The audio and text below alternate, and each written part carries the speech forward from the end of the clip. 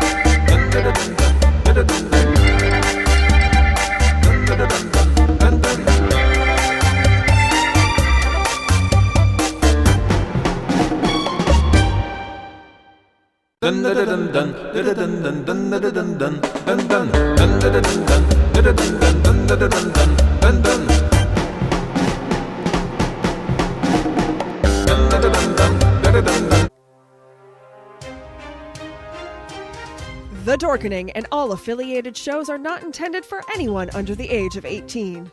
The following may contain discussions or scenes that have adult situations, graphic violence, nudity, strong sexual content, and graphic language. This show is intended for mature audiences only. Viewer discretion is advised.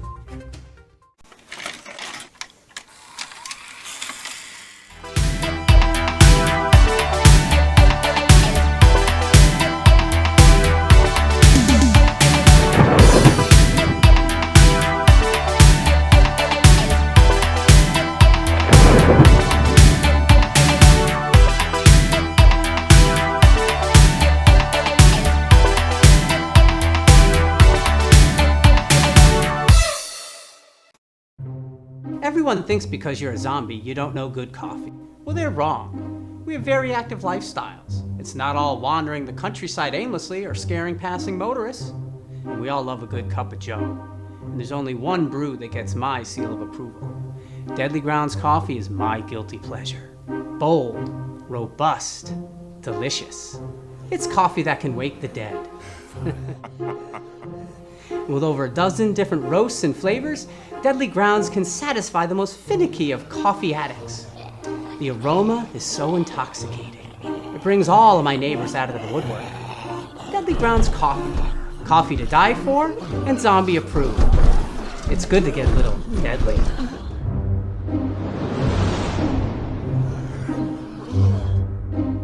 Use the front door! Oh, they're so disgusting. And here we are. You are not seeing double, as William Pace mentioned again. Yes, second episode of the evening. This is The Dorkening. We're going to talk about some awesome dorky news and stuff like that. Dorky news? Dorky news, yeah. James is here. What's going on, everybody? Did everybody see the Harley Quinn, Birds of Prey, Huntress, Black Canary, Black Mask, Justice League, backslash HTTP movie? They changed the name of it. Yo-Yo is here. Yeah, let's talk about that. I didn't see it, and part of the reason I didn't see it had to do with that name. So yeah, we should get into that. Okay, first off, James, did you see it? No, I have 0.0% desire to see this movie. Okay, it is so good. I highly. Here's the thing. What? Yeah, was it a critics say it's good? Leo, was it a Birds of Prey movie? It was not a Birds of Prey movie. The bird. So spoiler alert! Spoiler if you haven't seen it. So it's definitely a Harley movie, and the Birds of Prey. You're introduced to the characters early on, but they don't come together as a group until the very end. So why in the ever-loving hell was it called the Birds of Prey? That's exactly why I didn't bother seeing it. Yep. Because that was some bullshit. Yeah, I mean, if they want to make a Harley Quinn movie, just make a Harley Quinn movie. I was fine. Let's just do that. I wanted the Harley Quinn Poison Ivy movie. That's what I wanted. Yeah. If you're going to do the Joker breakup, the one thing that is in my head about the Joker breakup is the Joker breakup from animated series where she starts doing crime with Ivy. Are you telling me not getting like Jessica Chastain or somebody like that to be Poison Ivy and have like that her be the straight character? Because if you watch the Harley Quinn cartoon on DC Universe, that is what that movie should have been.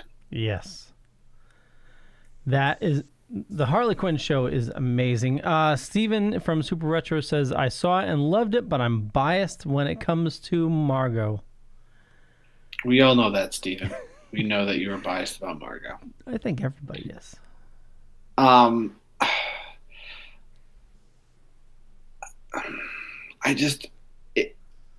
At the end of the day with this movie, I think it always boiled down to what the hell the title was and the marketing of this movie. Yeah, because again, if they wanted to do a Harley Quinn movie, they just said it was a Harley Quinn movie instead of saying, "Oh, it's Birds of Prey, it's Birds of Prey," but literally all the marketing, every fucking commercial about it, all focused around Harley Quinn. So it wasn't Birds of Prey, so that's why I had zero desire to watch it. I mean, even if they just called it the Fabulous Emancipation of One Harley Quinn, like the second part of the title, that would have been fine because it's Harley Quinn. And then if you want to put the Birds of Prey in it at the end of the movie, which it sounds like they did, that's fine because then you can set up a true Birds of Prey movie if it's a good movie.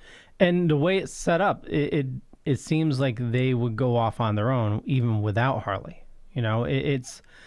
But she had nothing to do with the goddamn Birds of Prey to begin with. I know. Well, she brought them together in the movie. Mm-hmm. I think Yo-Yo's going to strangle somebody. And my friend... He's like, maybe. William says Steven needs to stop watching comic book movies on Pornhub. Just... Oh, William. They're you know what? I'm not going to go there. Never mind. I mean, I know a lot of people are literally saying, you know, the reason why it only made, what is it, 53 million or was it 33 million? It was something 3 million. Yeah.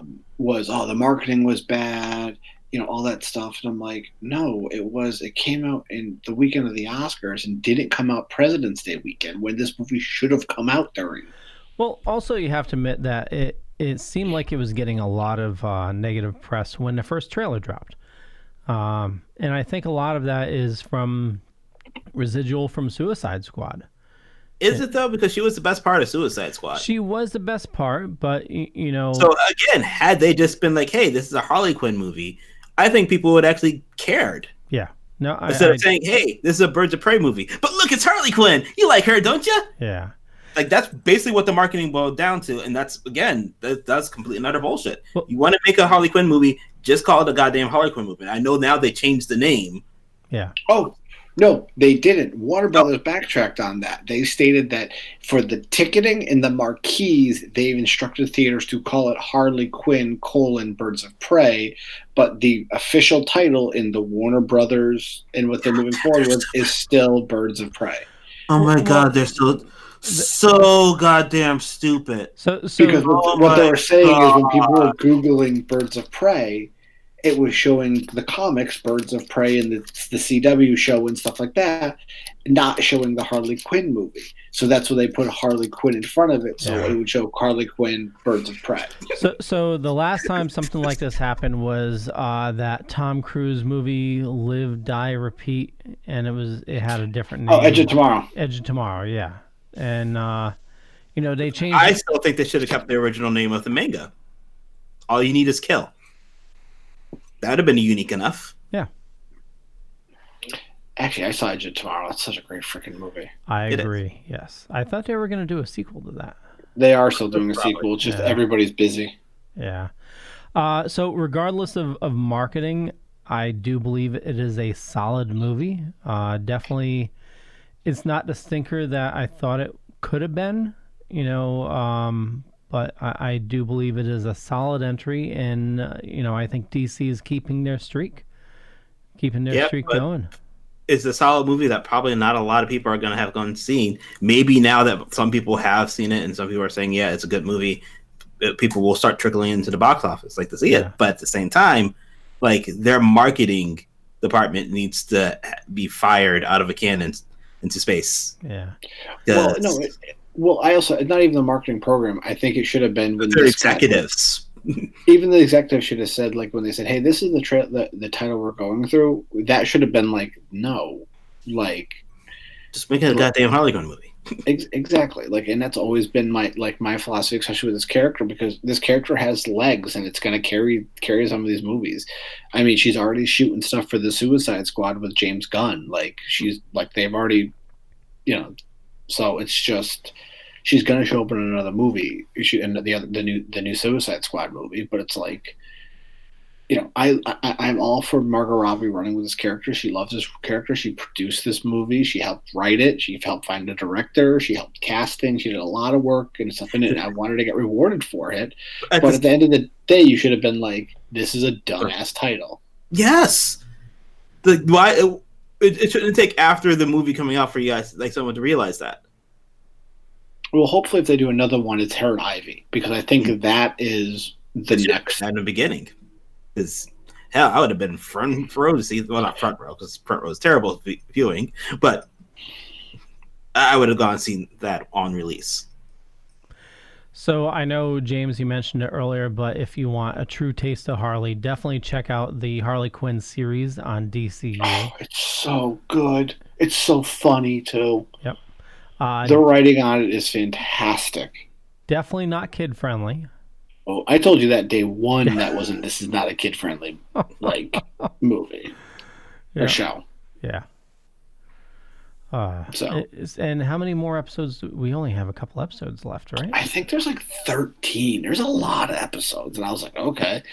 For me, the Harley Quinn show, I love Commissioner Gordon and how much of a hot mess he is. He's fantastic, and it's done by the guy from SVU. Is it Maloney? Yeah, it's the guy. It's the guy. Wow. Who, yeah, he plays the Commissioner Gordon, and it's just funny. And the guy who plays Batman is the guy who does Batman Bold and Batman the Bold. I would say the Bold and the Beautiful, but I don't think Bold and the Brave. Yeah. So he does the voice of Batman. And then Harley is the girl from Big Bang Theory. Yep, and then you have Lake Bell as Poison Ivy, which is fantastic. You have Robert Funchen as Killer Shark. You have Alan Tudyk as the Joker in Clayface. King Shark is, oh my God, he's so funny. He's an IT guy. Yeah. And then you have Tony Hale as the Dr. Psycho or Psychic or something like that, and it's just funny. It's just so good. Yeah, Kaylee Cuoco. I'm looking at it. How did I not realize who he was? Who? The person who does the voice of Batman for Batman Brave and the Bold. Yeah, he's from the Drew Carey Show. Yeah. How the hell did I not realize that? By the way, that's a show that should be on somewhere on streaming, and it's not. It's really sad. Yeah, I once tweeted Drew Carey about that. It has something to do with like the rights to like the theme song, and yeah. Okay, well, do what they did in House. Just don't put the credits in the front. Like, redo the credits. That definitely needs to be released, because that show was freaking amazing. And the fact that I have not been able to see it in years just truly, truly breaks my heart. I didn't realize Alan Tudyk was Clayface. Yep. The show's a masterpiece. Absolute masterpiece. Well, it also doesn't help that Birds of Prey, Barbara Gordon's not in it. Mm. Well, yeah. No. There's no like, well, not, like, who are the Birds of Prey? Yo-Yo, who are the Birds of Prey?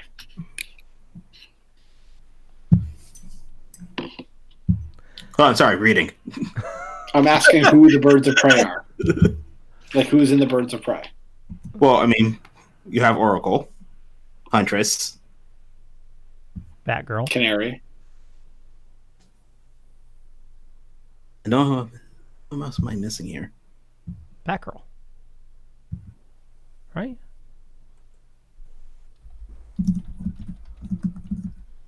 Wow, we're terrible. We're unbelievably terrible right now. William's in the chat room. You need to. Okay, so Black Canary, Barbara Gordon, Oracle. Yeah. Oh, Barbara Gordon is Oracle. Yes. Leo, give me your nerd. Give me your nerd card. I never really got into Birds of Prey. Even the old show, I never really. That was what, like 2 seasons? It was 1 season. You know, we're being super hard on ourselves because we pretty much listed everybody except Batwoman. Okay, according. Well, so the current roster is Batgirl, Black Canary, Huntress, and Batwoman. Yeah. Former. Oracle. Yeah, former. Poison Ivy. Yeah. Big Barda, Jade Canary, Gypsy, Hawkgirl, Judo Master, Manhunter, Kate Spencer, Misfit, Hawk, Dove, Black Alice, Power Girl, Vixen, Starlin, and Katana. Also, Katana. Also, Poison Ivy and Catwoman were former members as well. Hello, James. Sorry, Cat. I know all too well how that is. Yeah, I mean, like I said, I think this week they should have a little bit more of a rebound. I'm very curious to see how it does against Sonic, and Sonic's getting some decent reviews. So, are you gonna go see Sonic? I want to see Sonic. I think it's just going to be a fun time. I think it's Jim Carrey, Ace Ventura, The Mask, Dumb and Dumber type of Jim Carrey, and that's when he's the best.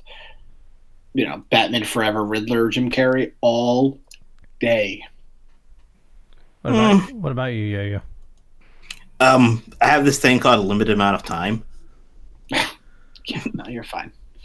I'm going to be going to see Spam-A-Lot on Friday. Ooh. Yeah. That's awesome. Yeah, so no Sonic this weekend for me. Maybe on I think I have a couple of days off next week. Maybe then, but go check out like a late showing or something. Yeah, because that'll work out transportation wise. You can walk home. It's all right. Hold on, let me get my Kevlar vest and see how that goes. Okay, so Birds of Prey, Harley Quinn, whatever the hell it ends up being called. I highly recommend you check it out. It's definitely a solid movie. Yes, it is. No, at this honestly, I have bad will towards it, so I'm just going to wait till it's on TV or something. Okay. Well, you can do that. Personally. Yeah, you can do that too. The one thing is they definitely wanted to, again, spoilers, distance themselves from Joker. Joker does not make any appearance whatsoever. The only reference to him is a something that Harley draws, and it resembles more of the comic Joker, which I thought was pretty cool. Well, also in one of the scenes, you see the original voice of Harley Quinn in the TV from the animated series. Oh, really? I did not know that. Mm-hmm. I'm going to have to rewatch it. Not surprised. Not surprised. Well, I'll pick it up when it comes out. I got all the... I like giving money to DC for some reason. Much of it as possible. Yep. But you know something else I like giving money to? CBS All Access? CBS All Access. James, it's like we're mind melding there, you know? Okay. My mind to your mind. Go back to your collective. Speaking of collective, we're seeing more of the Borg in the series, where they're being reclaimed. Former Borgs. Yes. Former Borg. Yes. I think it's very interesting. Again, if you don't know what we're talking about Picard. Episode 3 is out. Episode 4 is tomorrow. So again, if you don't know what's going on, please. I don't know. Leo has a spoiler warning, spoiler sign, spoiler whatever thing to put out on the video. I do not. So just audio. So spoiler alert. We're talking about Picard episodes 1, 2, and 3. I understand like why the Borg is still such a entity in this universe. I mean, after First Contact, they kind of really don't poke their nose in anymore, which is disheartening. I think they're an unbelievably good adversary for the Federation and the Klingons and the Romulans. Well, I was just going to say, I mean, they leave it open where the Borg aren't destroyed. This is just a single cube that is disconnected from the collective. That's why something to do with the last Romulans that were simulated. Yeah, well, I think it was before that because Picard mentions using one of the Borg cubes as a way to rescue the Romulans. He mentions using a Borg ship. So there was probably another battle that we did not see. Well, if you go to Star Trek lore, there is a Borg in one of the episodes of Next Generation, which I am cruising through. I'm about almost halfway through season 4. Which, watching Next Generation, it is helping me get more of Picard and where Picard is, and a lot of where his thinking comes from. So I got to give credit to the writers of really knowing the TNG lore and stuff. But I remember in the Borg, there was a Borg drone that they did find, and as still a Borg member, they brought him back as a Borg and then reintroduced him back into the collective. Yeah, that Borg cube became independent of the collective, and you don't know what happened to that cube. That was Hugh, right? Yes. Yep. So, I don't know if this is, the Borg, the Romulans found a way to defeat the Borg by sacrificing one of its ships with like a code, because you learn in the Best of Both Worlds, where you meet Locutus and stuff like that, and the way they're trying to get it back is Data realizes just it's simple codes to shut down Borg drones, and you can plant it in these different things. So maybe the Romulans found a way to do that and just found a way to sever the connection, but not killing the cube. So, but it's interesting too because you're finding out that the Romulans don't like synthetic life forms. So why are they reclaiming Borg? Because technically, would be more synthetic than human? No, because they're still human at heart. You mean Romulan? Or carbon-based life forms. But they're still, because it seems like that's where it is that the Romulans don't like synthetics, like androids or anything like that.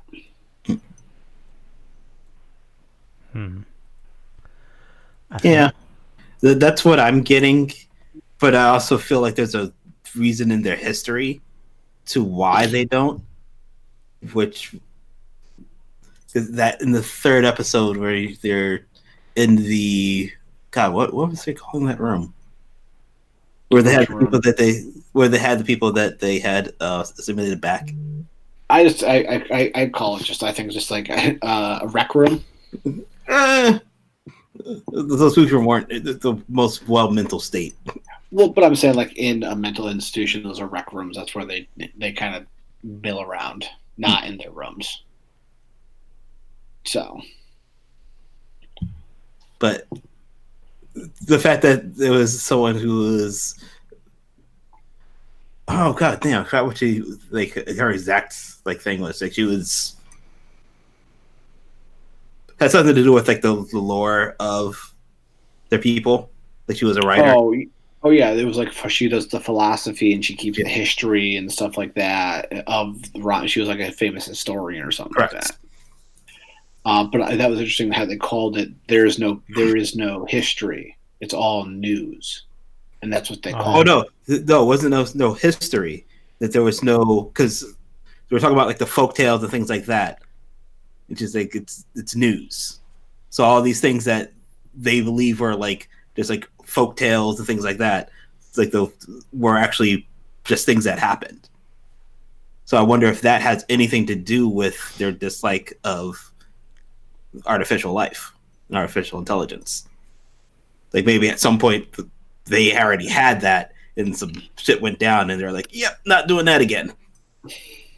Yeah, because his Romulan friends who are in the vineyard with him were very much like they've never done there is not a single synthetic anything in the Romulan Empire. Yeah.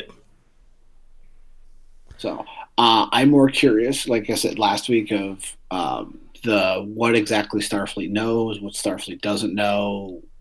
Who in Starfleet knows what. So I feel like there's definitely a separation of who knows what the hell's going on and who doesn't. And there's like two sides to this now inside Starfleet. But I like it, and this is what I've always called this. I've been calling this a little bit more of the Captain Marvel timeline, is how you're giving me a current story, present day, but you're sprinkling past, like you're sprinkling the past in the beginning of the show. The Walking Dead did that for a while. Then The Walking Dead started to suck, which comes back in a couple weeks. No one cares. You only care, Leo. No one cares. Yes. Well, from what I heard, Michonne's leaving, so. Yeah, that's a thing. What? Like everybody's jumping ship. Gosh, she has that sweet Marvel money now. She does. Her checks are getting with little Mickey Mouses in the corner.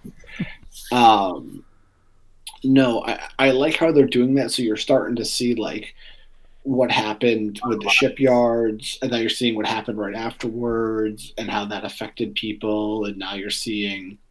You know how the timeline is catching up with us to kind of fill in those 18 years. Yeah.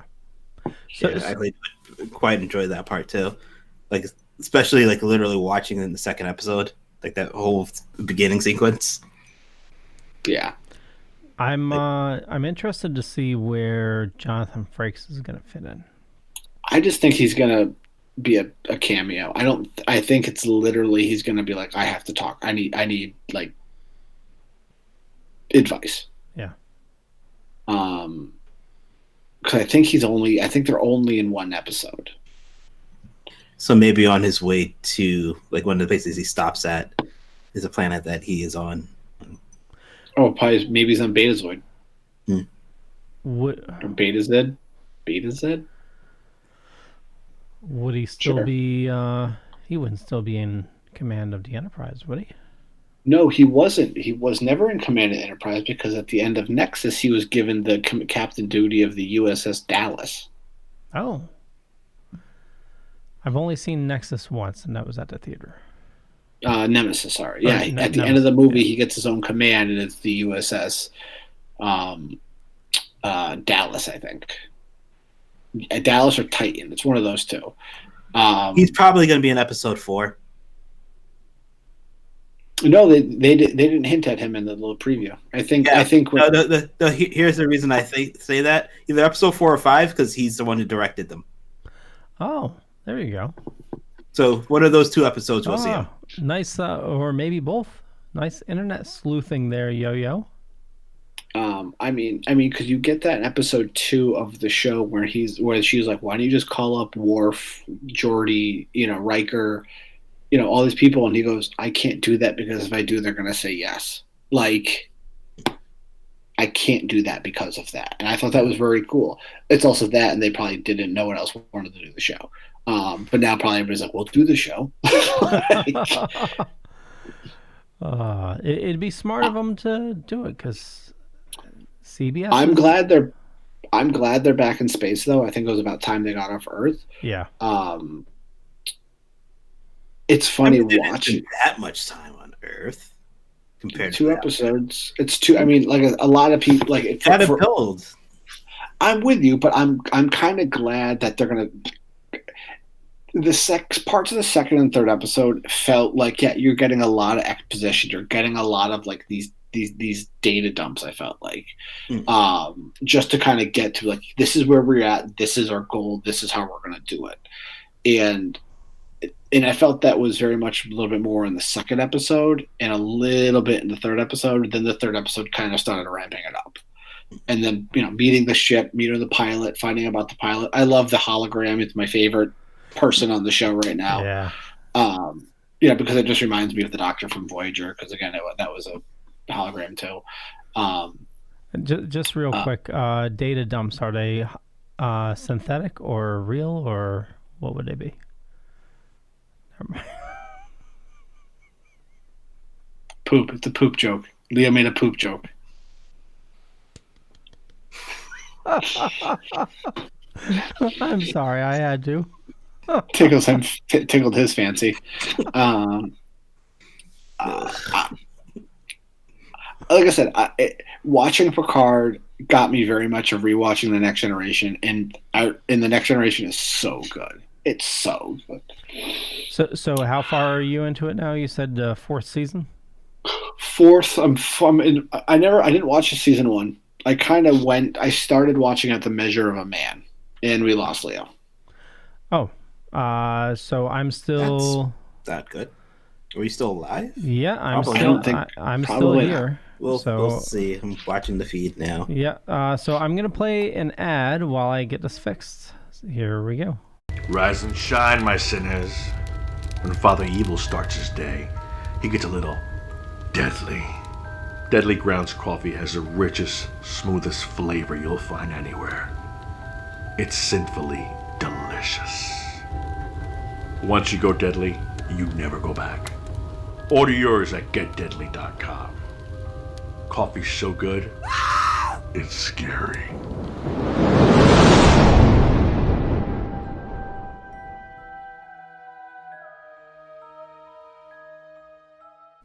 Okay, we are back. I fixed it in a snap of a finger.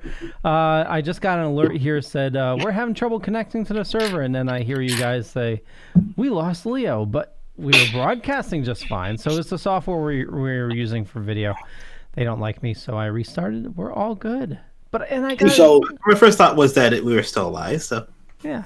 I started at Measure of a Man, which is the whole where you meet Maddox the first time, and you learn about like the core the rule that made Data a life form and made him real.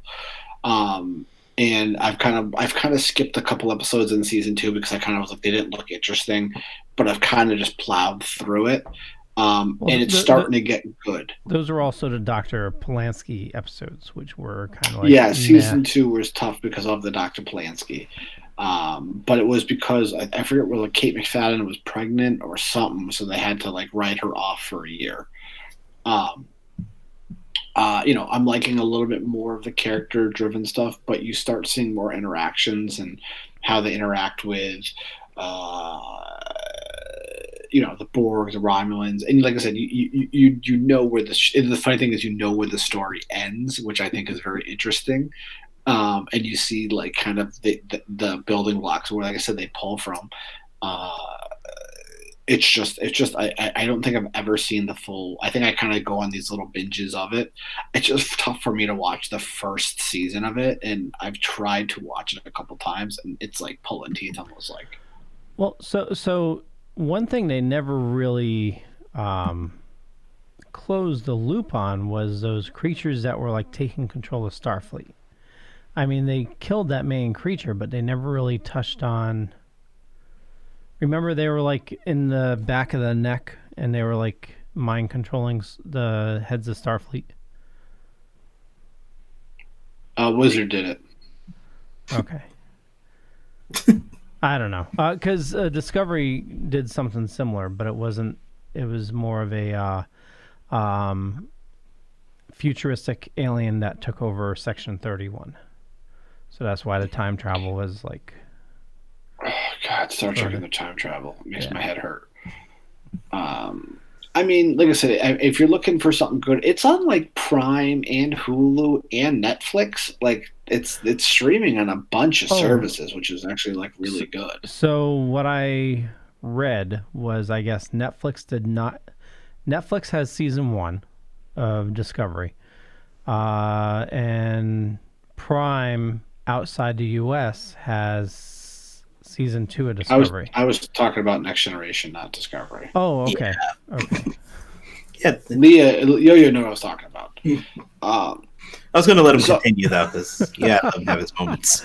But if you have a VPN, you can watch Picard, I believe, on Prime outside the U.S. Yeah, it's on Prime in the UK. Yeah. Like I said, I'm very much enjoying my dive into Next Generation, and I'm enjoying it because Ticonderoga, New York, about an hour and a half north of me, they have the Star Trek tours, the Star Trek set. I don't know if you've ever heard of them, and so what it is this guy, I think Leo has. This guy has the original blueprints from CBS of the original series sets, and so he's rebuilt all the sets from the ground up with accurate stuff from the screen, and it's as accurate as possible to a point where CBS uses it for references when they rebuild the sets, if they have to do a retro episode.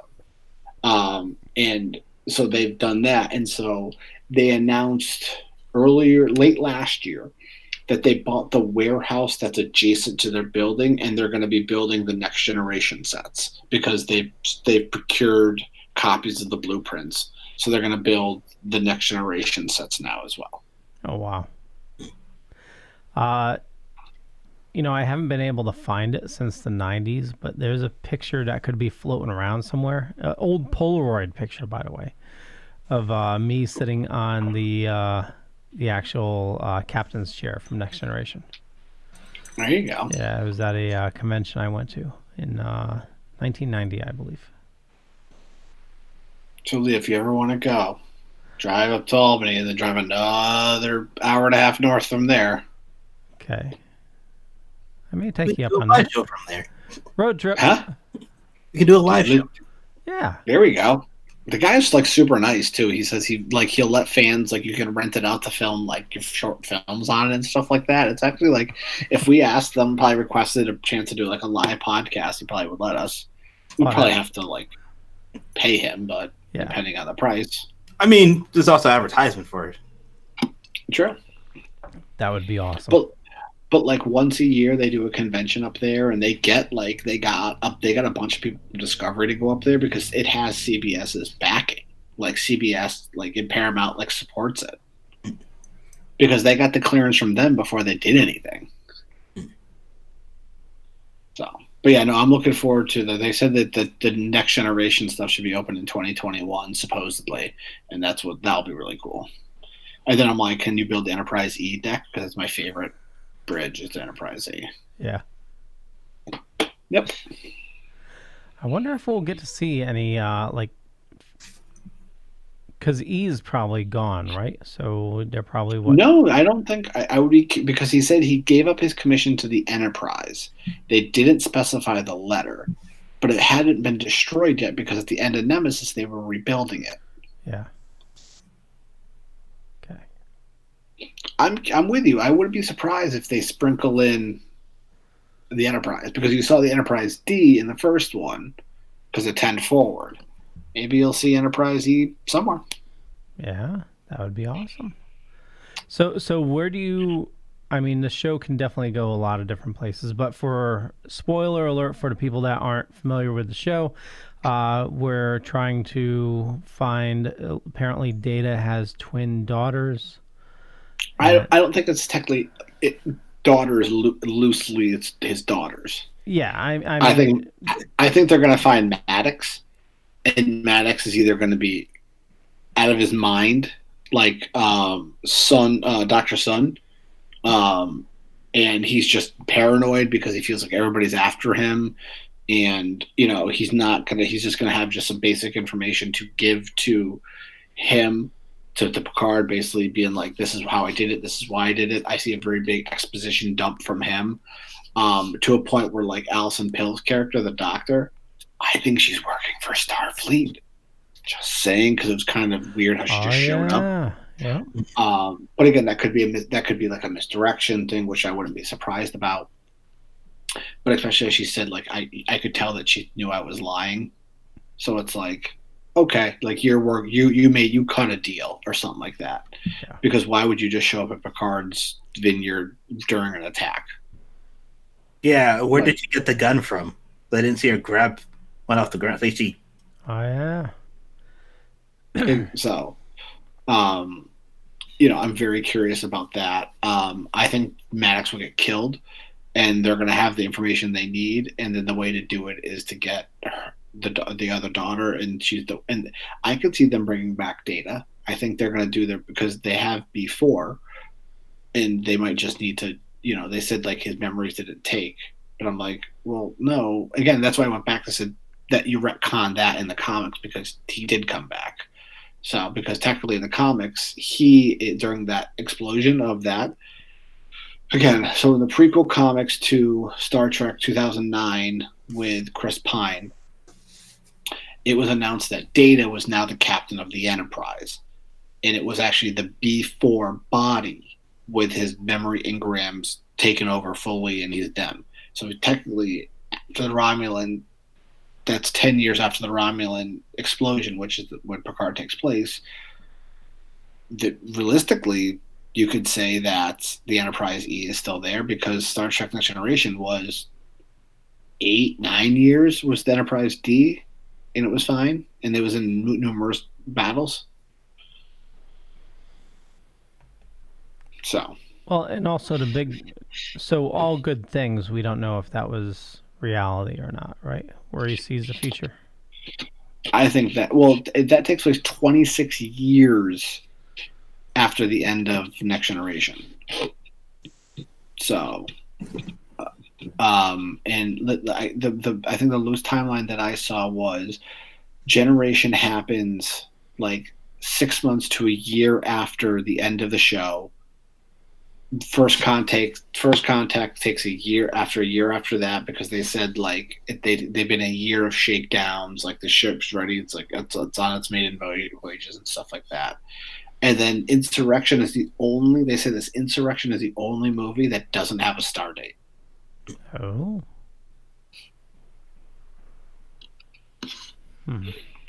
And then supposedly it kind of gives you an idea because it states in the opening of Insurrection, he goes from incursions from the Borg, the Dominion, the Cardat, like all these other people. It kind of sets up that it's after the Dominion Wars. It's after this. Admiral Janeway's back, so Voyagers come back. So it's like it sets a very loose like window when that part of the movie that took place, and then Nemesis happened 18 years prior to Picard or before Picard. So okay, I would say you're about 24 years. I also think like Q's going to show up. Yeah. Why wouldn't he? Well, because in the show they even say it is he is the representative to the Q collective. Yeah. Like they only talk to him. So. Question just becomes when. What would you say? Question just becomes when. But I'm more curious about what they mean by the destroyer.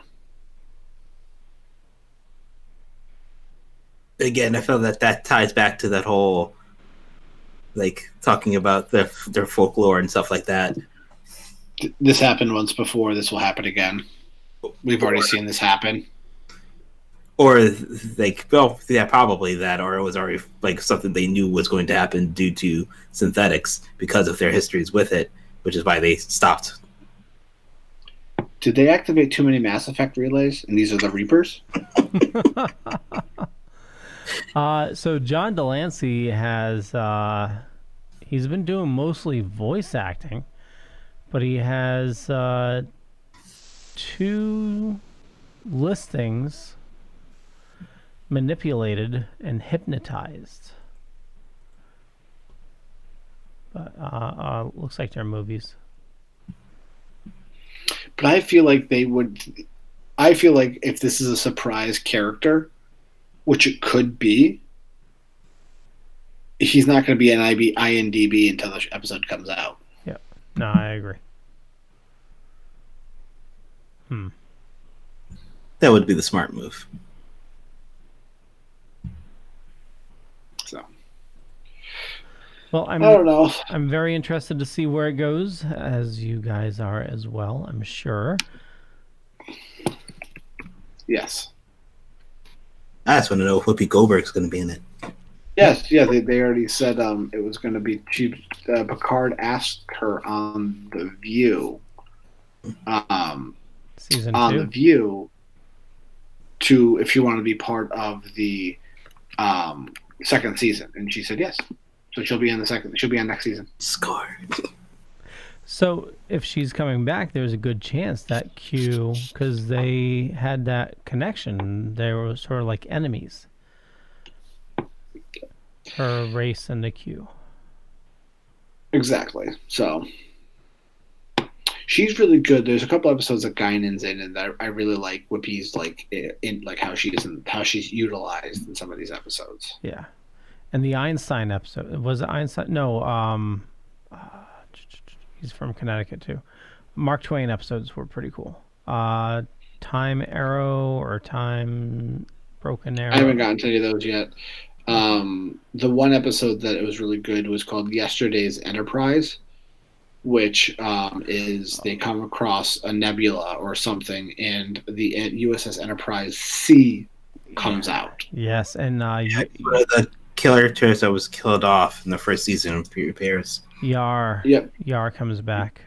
Yep, and they find out that because they were involved with Romulans, they've slipped through this time that because of they didn't sacrifice themselves to save this Klingon outpost or attempt to save it, the Klingons are now at war with the Federation, and the Federation's losing. And you find out that the war would be done in about 6 months, and they kind of convince them to go back and basically sacrifice themselves for a better future. Yeah, and then Yar gets Shooter McGavin's in it. He is, and he's commander of sea, I think. Yeah, he's the first officer. Then the captain gets killed, and then we find out Yar gets captured by the Romulans or something, and then her daughter. Which comes back as a Romulan several seasons later. Yeah, very smart. It's a good way to bring her back. Well, if you ever read into that, they basically stated that the reason they did that was because they didn't want Worf on Ops. They wanted to make him a bigger character, and they figured someone has to go. So, but it's funny, like Geordi isn't the chief engineer; he's on security, and Worf is ops, and Wesley is just shut up, Wesley. And Data's doing helm, and that's the whole thing too, because there's an episode that Data dies, and Worf takes that position as well. So it's he keeps getting promoted because people die, and it's he's I don't like this, but he's a Klingon, so he's that's how you work it. But at the same time, these were his friends, and he's replacing their friends and stuff. It's actually a pretty interesting dynamic. So I know this is off topic, but have you guys seen Avenue 5? I saw the first episode. I was turned off. I didn't. I was kind of turned off by it a little bit. Oh, okay. Really, it's really bizarre. It's Hugh Laurie. I like Hugh Laurie. I like the people in that show. It's actually a really good cast. It kind of got to a point where I was halfway during the first episode, I was okay, I'm all set with this. Are you going to now say that's one of those shows you got to watch a couple episodes? Well, not really. It's I mean, I think we're 4 episodes in now, and it's all roughly the same. If you didn't like the first episode, you're not going to like the rest. It's just a goofy space. This corporation has a cruise line in space, and they're all about making extra money. Like the owner is like, hey, can we like speed up yoga because they're not spending enough calories and we're losing money in the restaurant or something like that. So They changed the color in the thing to, this color is supposed to make them eat better. Yeah. Yeah, so he's a real dumbass just trying to maximize sales, and they get thrown off course. And what is it, like a 6-week trip is now 3 years. So, it's just really messed up.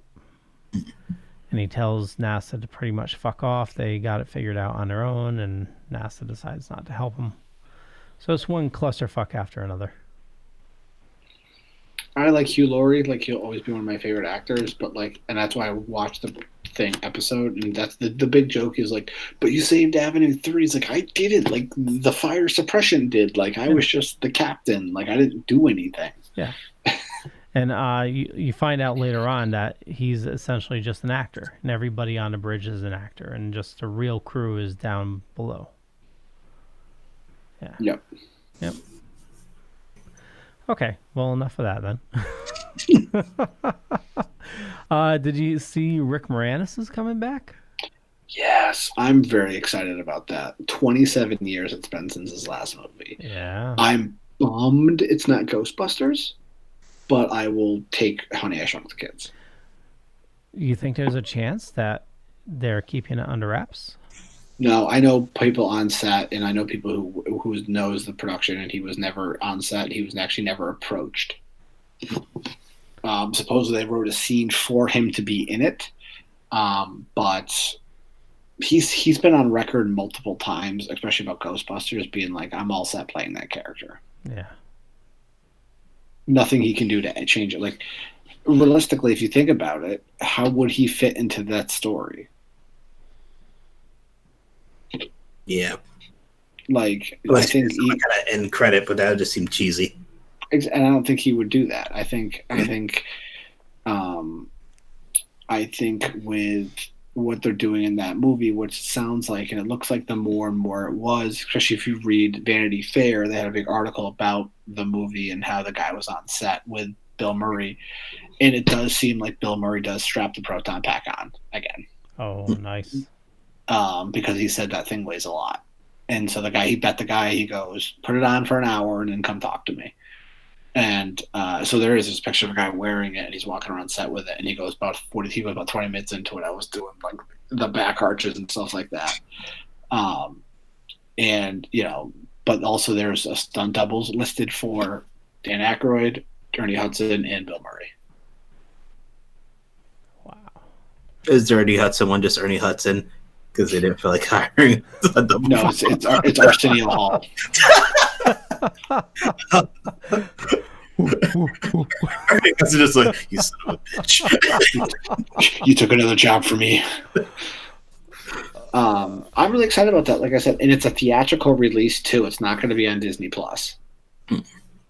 So I'm all for it. I like Honey, I Shrunk the Kids. I thought Honey, I Blew Up the Kid was equally as funny too. So, I mean, if you go to Disney and you go to the Imagination Pavilion, there is a door that says Dr. Zelinsky. And it's all about shrinking, and like it's backlit, so you see like what's going on in there. It's actually pretty funny. Oh, wow. Yep.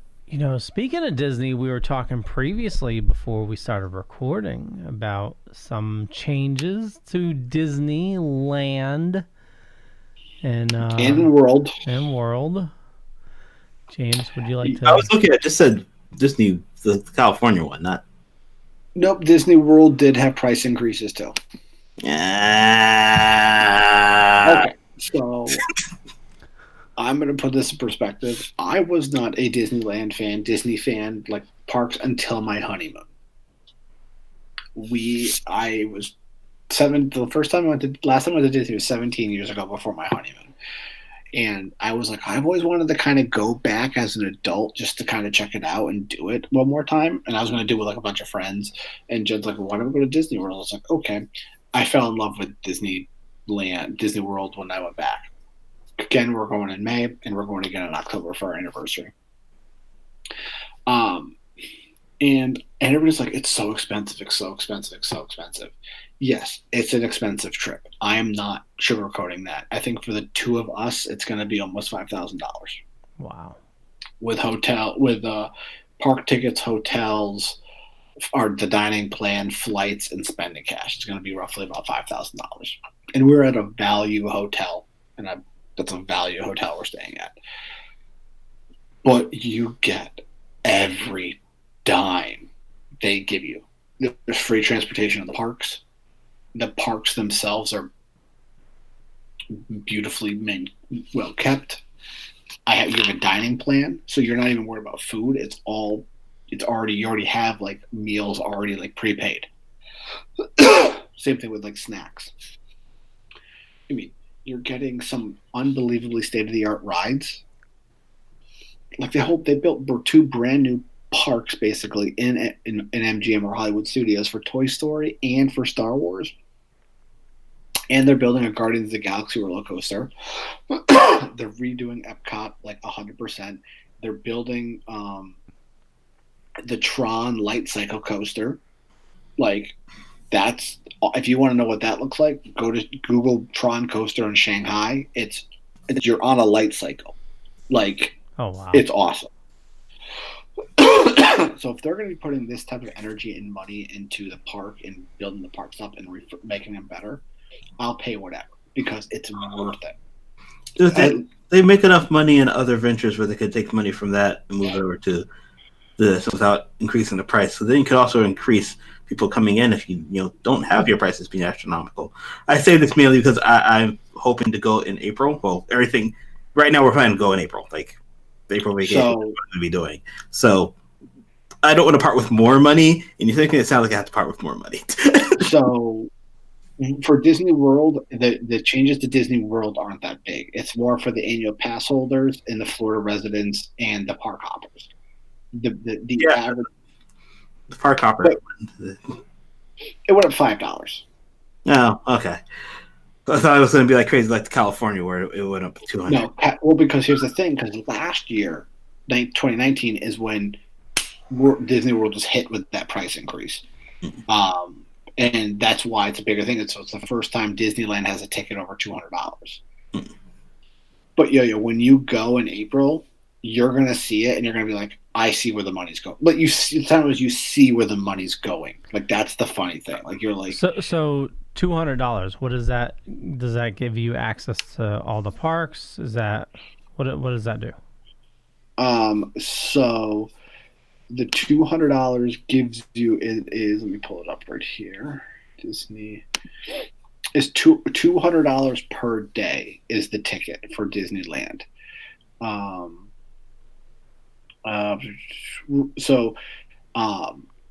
So basically what it is Disneyland and Disney parks, because that's what it is, just Disney parks, now do it as a tiered system. So the least popular days, the tickets are going to be lower. The most popular days, it's going to be higher.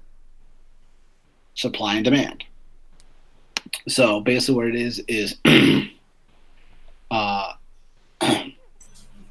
low demand days are going to be start off at $104 per ticket.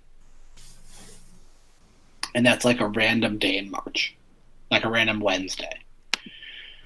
As high as $209, up from $154. So it jumped $55 with this price increase. So stuff like that is where it comes to it. And yes, it sucks. I'm with you. It's crap, and it's a lot of money. And I'm not trying to defend Disney. I think they have plenty of money. But I can't argue to see what they've been putting into the parks. And you said, you're like, it's not complete people. Every time they have a price increase, that next year they hit an attendance record.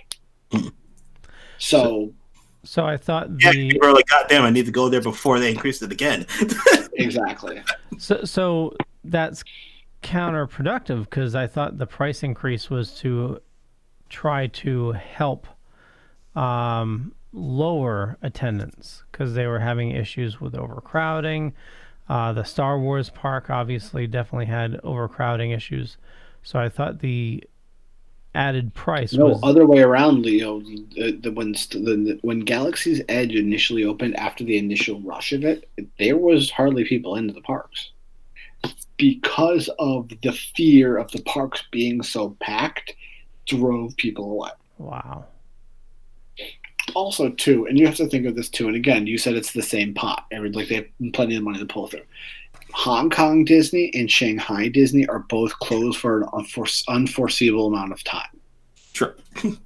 So they're expecting a minimum of $150 million loss this quarter from those two parks being closed. Wow. Like you said, you got to make that money, got to move that money somewhere. So, and those parks are going to hurt. But once those parks reopen, it's going to be tough for people to go back to these parks from a fear of a virus, of another virus. I feel like humans are humans, so they'll get over it pretty quickly. Well, it's not. It's. I don't think it's going to be the Chinese. I think it's people go because people go to China to go to these parks. Different. I still feel like we as a species aren't that smart. Well, I mean, look at the movie Jaws. Look at the movie Jaws, where nobody wanted to go swimming after the shark, but then the mayor convinced somebody to go into the park. So once you see people going there, other people will go. Well, I said, I'm not saying it's going to...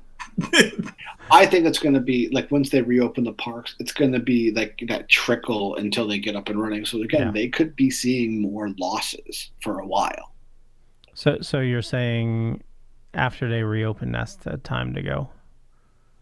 Yeah, I would, because the parks are going to be empty. Yeah, and you have to figure other people are going to have that thought, too. Yeah. So, I mean, you cut down in staffing during that period. I guess that would suck, but at the same time, if you're trying to keep your costs down, order less food because you're gonna have to feed less people. There's ways to save costs, so it's not as much of a. It's going to be a hit. Yes, you are right, but there's ways to think about it smartly and plan ahead, so that way you're reducing your costs up front, so it is not as much of a strain on you financially. Yeah. Well, I hope you guys enjoy your trips there. I'm sure you'll have a lot of fun. I wonder how much it would cost to go to the one there. Would it be cheaper?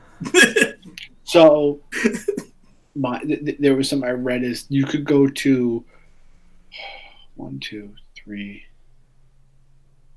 6. I think there's 7. I think there's 7 Disney parks in the world. To do all of them in a month, you could do all 7 parks in 1 month. It would cost over $50,000 American dollars. Wow. If I had $50,000 and the time to do that, I probably would, honestly. Because it kind of sounds fun. I'm sorry. Well, it includes like the flights, like the hotels, all that stuff. Yeah, that sounds like a fun way to spend a month, honestly. You start in Orlando, you go from Orlando to Disneyland, then to the 2 in Japan. Because Japan has 2 parks. It's like California Adventures and Disneyland, like 2 separate parks. And then they have Shanghai, Hong Kong, and then you have your Disneyland, Paris. I find it scary that you're actually researching this, James. Well, he had to price it out. No, someone did it for me. I just watched the video on YouTube. Next year, he's just going to be gone for a month. The Dorkening around the world. Today we find James in Shanghai Disney, where he's enjoying all the rides. Oh, too funny. See, Lou, I think that's what you need to do now is you have to find one of the old, news from around the world, like the old, 40s, before movies thing. Yeah. Today we see Yo-Yo. Let's go with it.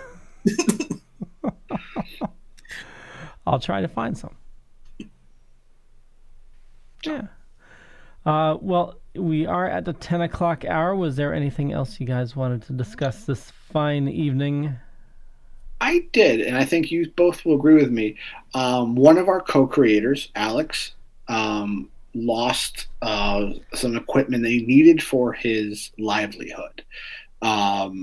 I don't know the extent of the story, but I know that he stated that to get his equipment fixed, it would cost over $1,000. $1,000, which he does not have. So I know that he is looking for any support anybody can give. He is his coffee account. Leo will probably put it in the show notes once it gets uploaded, as well as he's actually selling his artwork online just to get any sort of funds to help him repair this thing, because he's literally turning away jobs that could make him this money. So check it out at pure_Alex Hoy to see, what he's selling, what he's doing, how you can contribute to him. I know he has a Patreon. I know he has a coffee account. Just DM him or something like that, asking how to help. He even says, he goes, I hate begging, and I'm not begging. I'm just looking for a little bit of help. And if you can do anything, guys, definitely check it out. Definitely help him out if you can. Yeah, I bought him 9 coffees the other day. And, so definitely check out the links down below or up above. Alex Hoy. And so his Cintiq died, which is his drawing tablet, which is if you're needed. An artist, especially in the digital media, you know that is literally like losing your arm has been being in manufacturing. Yeah. And if you're unfamiliar with the Cintiq, it's not just a tablet, it's like a monitor tablet, which is, allows him to have more detail over his drawings, which if you look really do the whole thing on that. So again, without that, kind of hard for him to, make his living. Yep, exactly. So thanks James for bringing it up. Definitely, if you have the means and are doing a little better than others and like to support indie artists, he's a local friend of ours and does awesome artwork, and we absolutely fully support him.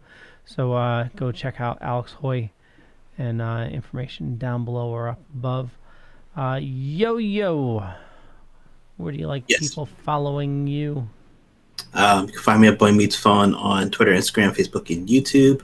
Also, Yo Saint Laurent on those same social media channels. You can probably find me here being smacked by a cat. And that's pretty much it. James? He just wants your attention, Yo-Yo. Like, come on, that's all he really wants. She wants your attention. And now, see how happy she is now? Look how happy she is. You can find me on the tweets and the Instagrams at LongTimeStorm, as well as here on the Dorkening Podcast Network. And again, check out Alex Hoy's work and check it out. But also in other news, and I forgot my little today is the 40th anniversary of the 1980 Lake Placid Winter Olympics. And for you sports and history buffs and movie nerds out there, it is the site of the Miracle on Ice. So it's been 40 years since Do You Believe in Miracles? So that's this coming up week or so. The only thing I thought of were they fighting the alligator? You said it's the Lake Placid. I know. For the audio listeners, we are disapprovingly shaking our heads. So he literally just made fun of probably the greatest sports achievement in United States history with a really bad Bill Pullman joke. See, I please enlighten me because I do not know of this event. So Miracle on Ice is basically up to that point, the professional athletes weren't able to play hockey in the Olympics. Now they can, but back then it was amateurs. It was college kids. And then in 1960, up to that point with the 1960 Squaw Valley Olympics out in California, the United States men's hockey team won gold. From that point on, for from that point on, the Russians, the USSR, won every single gold medal possible. They actually have won they had won every game from there on forward. And they're the Russians. They were the USSR. It's the height of the Cold Wars. 1980, you got the fuel crisis. You got the Iran issue going on. Like, it was just, America kind of was in the dumps, and here comes 25 Americans, college kids, going against the greatest hockey team the world has ever known, and beat them on the United States soil in New York. And the funny thing is, it wasn't even for the gold medal. It was the semifinal game. It was the game to go play in the gold medal game, and they beat them 4-3. And it's considered to most as the biggest sports moment in history, because three days before the start of the Olympics, the United States men's hockey team played the USSR, and they got embarrassed like 10-3, and then they went on and beat them again. It's on Disney Plus. There's a movie called Miracle. It's about this team. Kurt Russell's Herb Brooks, the coach. It's a really good movie. Disney kind of got a good stretch of those true sports stories, which were like really well. So Leo, go watch it. It's really good. So it's a nice little piece of Americana that it happened 2 hours. I went to the rink, and you're at the rink, and I'm a hockey fan. You guys know that. The fans know that. And you get chills, like you get goosebumps knowing like the game happened here, and it's like one of those things. So I almost had to make a joke because he said you got chills. So I'm like, well, it is a hockey rink. And yes, it is. I was just going to follow up with Ferda. Yeah. They won the Selly boys. Yeah. Yeah, I don't watch Letterkenny, so. Anyway, Leo, your turn. Everybody should watch Letterkenny. So head on over to thedorkening.com to find out all the shows on the network. A lot of stuff going on by some awesome people, including these fine gentlemen here. I want to thank you all for watching or listening, and we'll catch you guys later. Bye. Peace. Meow.